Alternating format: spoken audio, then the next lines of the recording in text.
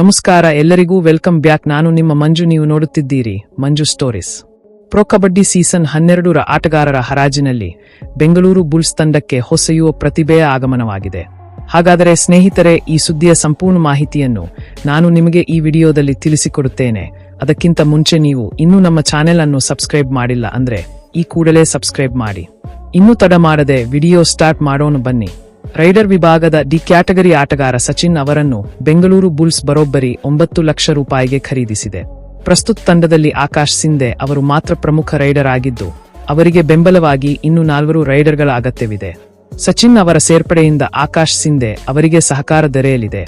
ಯುವ ಕಬಡ್ಡಿ ಪಂದ್ಯಾವಳಿಗಳಲ್ಲಿ ಸಚಿನ್ ಉತ್ತಮ ಪ್ರದರ್ಶನ ನೀಡಿದ್ದು, ಅದನ್ನೇ ಗಮನದಲ್ಲಿಟ್ಟುಕೊಂಡು ಬೆಂಗಳೂರು ಬುಲ್ಸ್ ಈ ನಿರ್ಧಾರ ಕೈಗೊಂಡಿದೆ.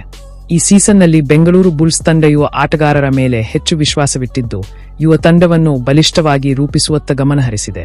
ಯುವ ಆಟಗಾರರು ಗಾಯಗೊಳ್ಳುವ ಸಾಧ್ಯತೆ ಕಡಿಮೆ ಇರುವುದರಿಂದ ಇದು ತಂಡಕ್ಕೆ ಲಾಭವಾಗಲಿದೆ ಎಂದು ತಂಡದ ಮ್ಯಾನೇಜ್ಮೆಂಟ್ ಭಾವಿಸಿದೆ.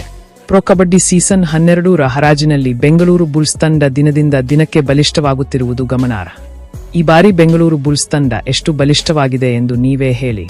ಸಚಿನ್ 9 ಲಕ್ಷ ರೂಪಾಯಿಗೆ ತಂಡಕ್ಕೆ ಎಂಟ್ರಿ ಕೊಟ್ಟಿದ್ದಾರೆ.